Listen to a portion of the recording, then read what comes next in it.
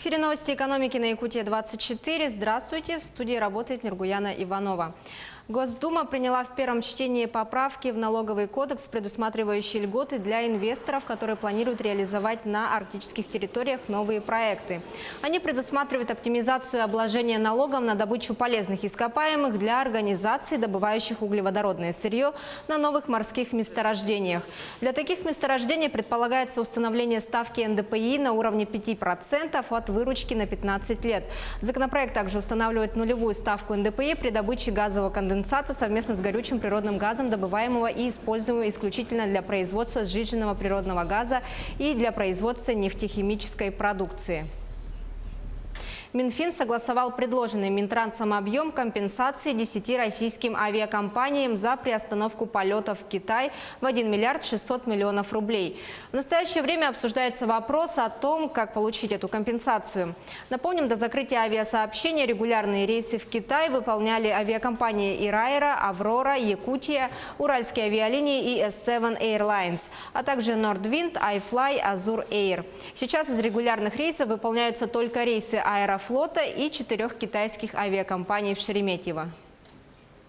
Якутия лидирует по числу поданных заявок на дальневосточную ипотеку, а Приморский край находится в лидерах по числу выданных кредитов.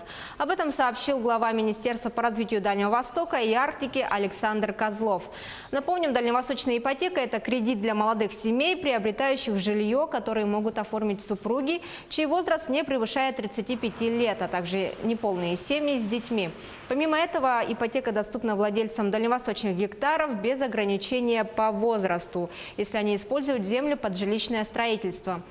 Максимальный срок кредитования – 20 лет. Банк может выдать на приобретение жилья максимум 6 миллионов рублей. Первоначальный взнос должен составлять минимум 20% от стоимости недвижимости. Оформить льготный кредит можно до 31 декабря 2024 года. Рост реальной заработной платы прогнозируют в России в этом году.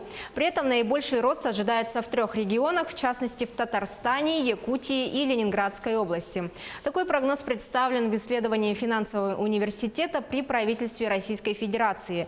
Отмечается, что он построен на основании свежих данных о настроениях населения в части потребления товаров и услуг, на которые были собраны в конце 2019-го, начале 2020 года, и результатах математического моделирования. Отметим, что рост реальных зарплат в среднем по стране в этом году составит 2,5%. Компания «Алроса» направила более 1,5 миллиона рублей на профессиональное обучение, дополнительное образование граждан и стажировку молодых специалистов в прошлом году. Так, на базе Центра подготовки кадров компании за 2019 год 13 человек прошли профессиональное обучение и получили дополнительное профобразование. Кроме того, 19 молодых специалистов прошли стажировку в структурных подразделениях компании. Всего «Алроса» в рамках реализации проекта «Местные кадры в промышленность» трудоустроила в прошлом году 1392 жителя Якутии. А вот якутская золотодобывающая компания «Артель Старателей Дражник» объявила о наборе сотрудников на полевой сезон этого года. Как заявили в компании, работодатель рассмотрит кандидатов со всей России. Работа предлагает сезонный метод с марта по ноябрь. Компания предоставляет компенсацию проезда, также проживание сотрудников предусмотрено в благоустроенном вахтовом поселке. Отметим, что «Артель Старателей Дражник» занимается разведкой и добычей рассыпного золота дражным способом на территории Усть-Майского района Якутии.